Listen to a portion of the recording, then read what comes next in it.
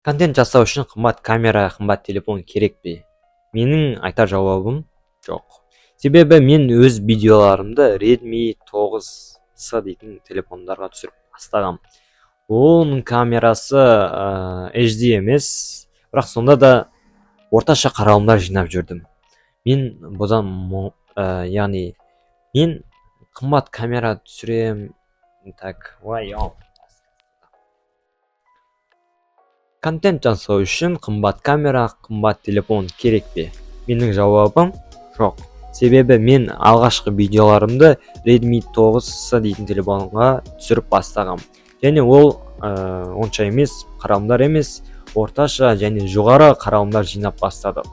Және мен мойымай одан да көп видеолар түсіре бастадым.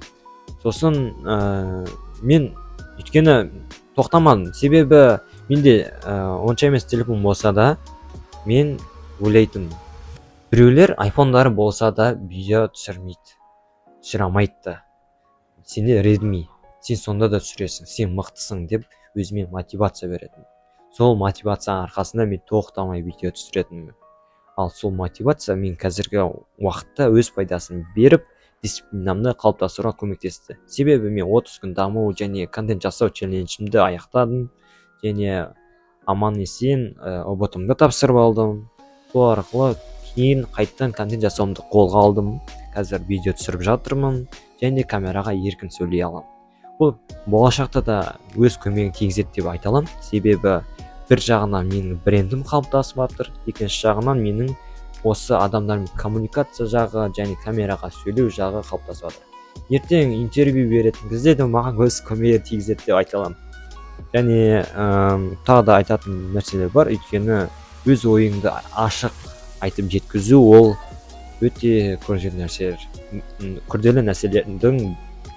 нәрселердің бірі. Өйткені кейбір адамдарда көп деген немесе мыңдаған идеялар болуы мүмкін. Олар тіпті мықты болуы мүмкін, бірақ олар айтылмай іште қалып қойған соң, олар жай ғана мұсырға кетіп жатқан идеялар деп айта аламын. Егер сенде идея бар ма, айт, оны жүзеге асыр.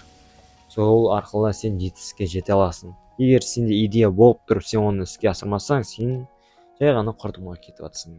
Өйткені қазіргі таңда адамдар солайынан кейбір көптеген бизнес идеялар құрдымға кетіп жатыр. Егер сен оны асырмасаң, оны жүзеге асырмасаң, оны қолданбасаң, ол бір тиын. Ол қарапайым мысал айтайын, сен кітап оқисың, бірақ ішінде алған ақпараттарды өміріңе енгізе алмасаң, ол сен кітап оқығаннан бір тиын болады. Сол үшін кітап оқып, және оның пайдасын алып, оны өмірде қолдана білу керек. Сонда ғана сен барынша кітаптан пайданы ала аласың. Кейбіреулер айтады, мен көптеген кітаптар оқимын, айына 20 кітап оқимын, бірақ өмірім өзгермейді деп айтады.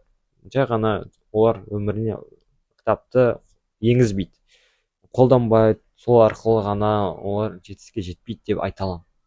Сол үшін сен идея бар ма сенде, жай ғана бастап кет. Оны ойлана берсең, оны тұрып қаласың. Көптеген кемшіліктерін көре бастайсың.